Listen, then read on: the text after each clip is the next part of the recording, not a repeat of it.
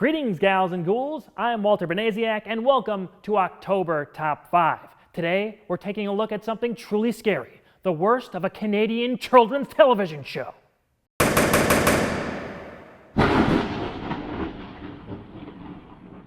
Last week, we delved into the best Goosebumps had to offer. However, what it had to offer wasn't always good. While this show holds a special spot in the haunted hearts of the kids who grew up watching it, Goosebumps had some really bad stinkers across its 74-episode run. But what are the worst spooky tales featured on the series? Which ones left us with a feeling not of fear, but of disappointment? These are the top 5 worst episodes of Goosebumps. Number 5, Return of the Mummy from Season 1. We have an Uncle Ben in this episode. It was destined for failure. Gabe is visiting his Uncle Ben and cousin Sari as they excavate an ancient Egyptian tomb. Gabe gets lost while searching around and eventually stumbles upon the entrance to where the mummified Egyptian prince lays. Through the magic of a summoner he bought at the airport and involvement of a reporter who isn't who she seems, the mummy is brought back as an undead monster. Gabe must now stop this ancient threat to modern day.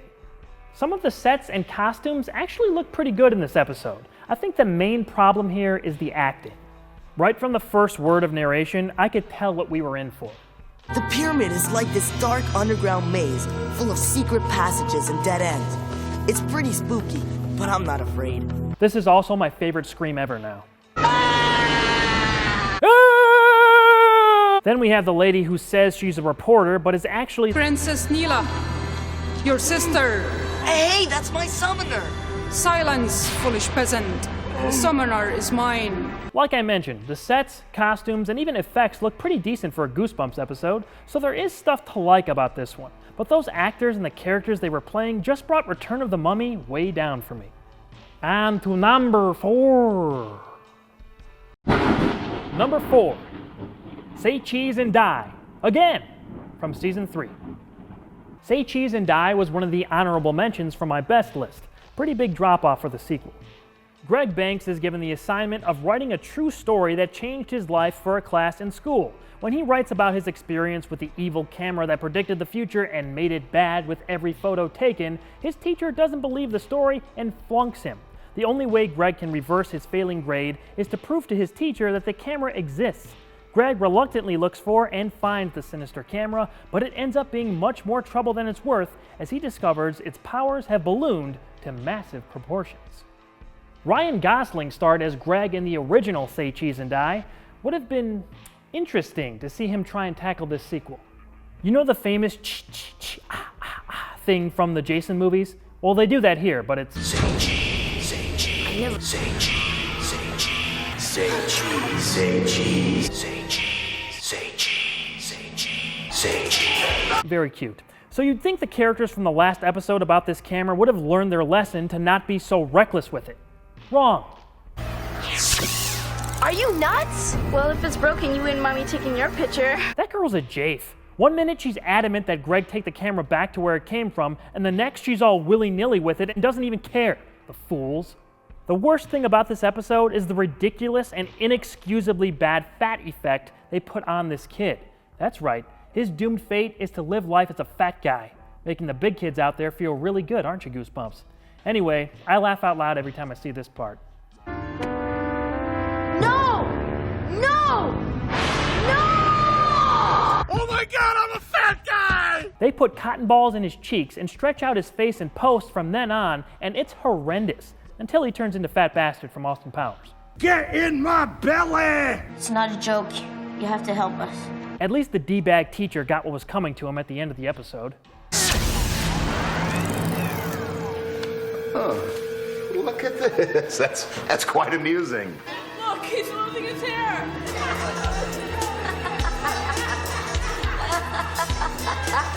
It's not a trick! Say cheese, say cheese. Number 3, Strained Peas from Season 3. This episode's villain is an evil baby. Terrifying. When Nick's parents come home with his new baby sister, Grace, he can tell right away that something is wrong. The baby seems like it's out to get him and even talks. Nick's parents don't believe him, and as little Grace makes messes no baby should be capable of, Nick gets the blame. He desperately sets out to prove that Grace is not his little sister as the baby displays more and more monstrous behavior. Once again, the villain is a baby. Your history, big brother.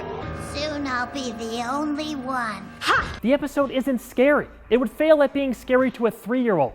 I know they're trying to play up and exaggerate the fear that older siblings have when they get younger brothers or sisters, that they won't get any attention from their parents. That trope's been used in every kid's program from the beginning of time, but this twist on it is terrible.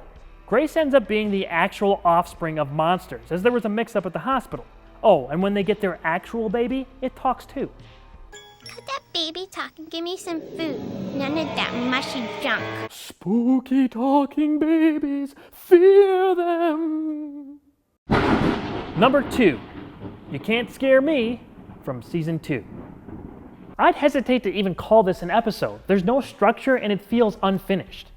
Courtney is a fearless and perfect student who is constantly pranked by 2 boys whose goal is to finally scare her. They're repeatedly unsuccessful as she outsmarts them at every turn.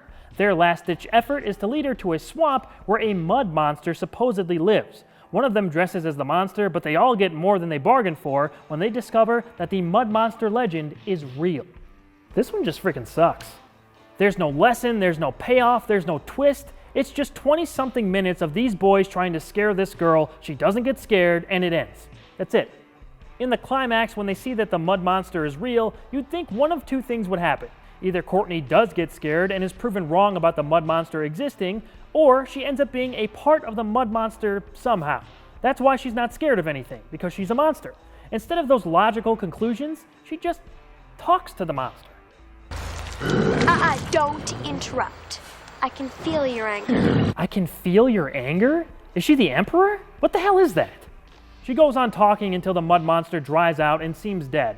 Then I guess the twist happens when it comes back to life after it starts raining again to scare the boys. Pointless. Just a pointless waste of a Goosebumps episode. As bad as this is, there is one worse. And the number 1 worst Goosebumps episode is Go Eat Worms from Season 2. Worms are gross, right? Right?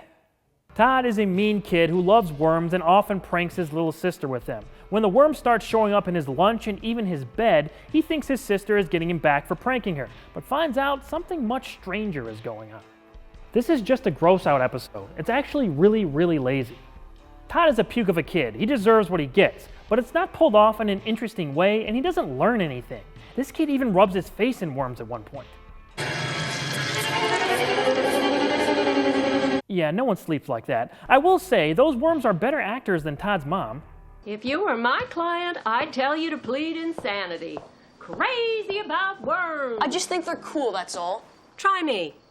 The prosecution rests. You get it? Because she's a lawyer. After being attacked by a giant worm, Todd stops being interested in them and moves on to fish. The ending twist here is also terrible. You guys look like nice fish. Please let me go. Thanks. What? Gonna make me swim back? So that's the worst. Don't get me wrong, these episodes aren't all that memorable and definitely don't overshadow how good this show could be when it was at its best. Like any anthology series, some stories are going to be really clever, interesting, and in this case scary, while others are going to be about worms. Spooky worms. I want to hear what you guys think. What is your least favorite episode of Goosebumps? What do you want me to cover next on the show? Leave a comment and let me know.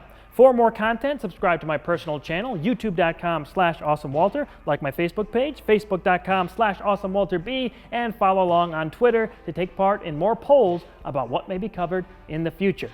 As for next week, I just have one question for you.